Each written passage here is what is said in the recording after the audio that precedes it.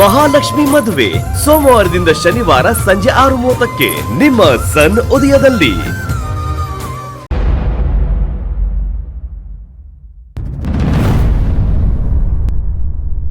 ಅದ್ ಹೇಗ್ ನೀನು ನಿನ್ ಕ್ಲಾಸ್ ಅನ್ನ ಮರ್ತು ಗೂಡ್ಸ್ ಗಾಡಿಯಲ್ಲಿ ಓಡಾಡ್ದೆ? ಯಾರ್ ನೀನು? ನನ್ನ ಮೊಮ್ಮಗ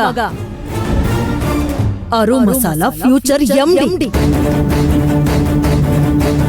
ಜನ ನಿನ್ನನ್ನ ವಿರಾಜ್ ಆಗಿ ನೋಡಲ್ಲ, ಅರು ಮಸಾಲಾ ಉತ್ತರಾಧಿಕಾರಿಯಾಗಿ ನೋಡ್ತಾರೆ. ಇಲ್ಲ, ನಾನು ಮಾಡಿರೋದ್ರಲ್ಲಿ ಏನೂ ತಪ್ಪಿಲ್ಲ. ಇದರಿಂದ ಮನೆ ಮರ್ಯಾದೆ ಹೋಗಿಲ್ಲ ಅಂತ ಅಮ್ಮಮ್ಮಂಗೆ ಅರ್ಥ ಮಾಡಿಸ್ಬೇಕು. ಅವ್ರು ಖಂಡಿತ ಅರ್ಥ ಮಾಡ್ಕೋತಾರೆ, ನನ್ನ ಕ್ಷಮಿಸ್ತಾರೆ. ತಪ್ಪು ಮಾಡ್ತಿದ್ಯಾ ವಿರಾಜ್? ಒಂದು ತಪ್ಪನ್ನ ಸರಿ ಮಾಡಕ್ ಹೋಗಿ ಇನ್ನೊಂದು ತಪ್ಪನ್ನ ಮಾಡ್ತಿದ್ಯಾ ನೀನು. ದೊಡ್ಡಮ್ಮ, ನಾನು ತಪ್ಪು ಮಾಡಿಲ್ಲ, ಅಮ್ಮಮ್ಮ ತಪ್ಪು ತಿಳ್ಕೊಂಡಿದ್ದಾರೆ. ಈಗ ಈ ವಾದನ ಅತ್ತೆ ಮುಂದೆ ಮಾಡಿ ಗೆಲ್ಲೋ ಆಸೆ ಇಟ್ಕೊಂಡಿದ್ಯಾ? ವಾದ ಮಾಡಿ ಅಲ್ಲೇ ದೊಡ್ಡಮ್ಮ, ಅರ್ಥ ಮಾಡಿಸ್ತೀನಿ. ವಿರಾಜ್, ಇಷ್ಟು ವರ್ಷದಲ್ಲಿ ಅತ್ತೆ ಒಂದೇ ಒಂದು ಸಲಿನಾದ್ರೂ ನಿನ್ ಮೇಲೆ ಕೈ ಮಾಡಿದ್ರಾ? ಇಲ್ಲ ತಾನೆ? ನೀನ್ ಸೋತ್ರು ಬಿದ್ರು ಅವ್ರಿಗೆ ನೋವು ಮಾಡಿದ್ರು ನಿನ್ನ ಮುದ್ದು ಮಾಡಿ ಅಟ್ಟಕ್ಕೇರಿಸ್ತಿದ್ರು. ವಿರಾಜ್, ಪ್ರೌಡ್ ಆಫ್ ಯು ಅಂತ ಬೆಂತಡ್ತಿದ್ರು. ಪ್ರೌಡ್ ಆಫ್ ಯು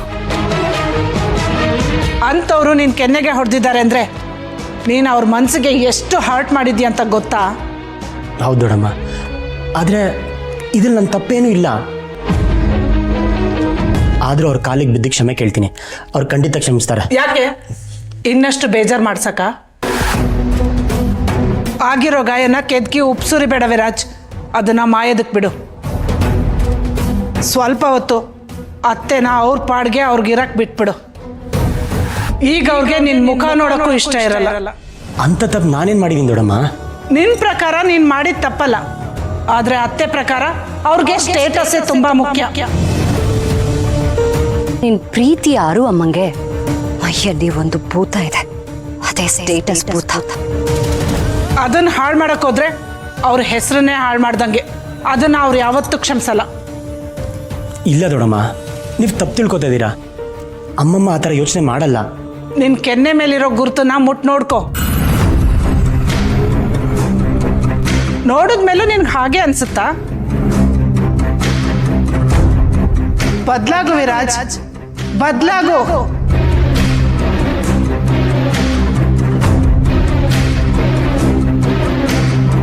ಬದಲಾಗಬೇಕಾಗಿರೋದು ನಾನಲ್ಲ ದೊಡ್ಡಮ್ಮ, ಸ್ಟೇಟಸ್ ಮೇಲಿರೋ ಅಮ್ಮಮ್ಮನ ಭಾವನೆ. ಬದಲು ಮಾಡಿಸ್ತೀನಿ.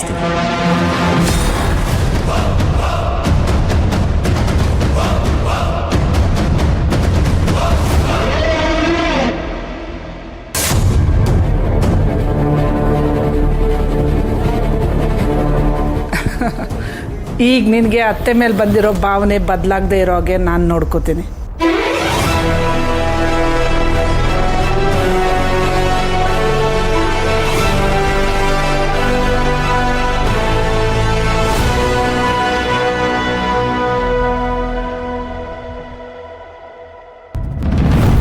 ನಿನ್ನೆ ಅಷ್ಟೆಲ್ಲ ಆದ್ಮೇಲೂ ವಿರಾಜ್ ನನಗೆ ಮುಖಾನು ತೋರಿಸ್ದೆ ಹೋಗ್ತಾ ಇದ್ದಾನಲ್ಲ, ನನ್ನ ಹತ್ರ ಕ್ಷಮೆ ಕೇಳೋಕ್ಕೂ ಅವನಿಗೆ ಈಗೋ ಆಟ ಬಂದಿದ್ಯಾ?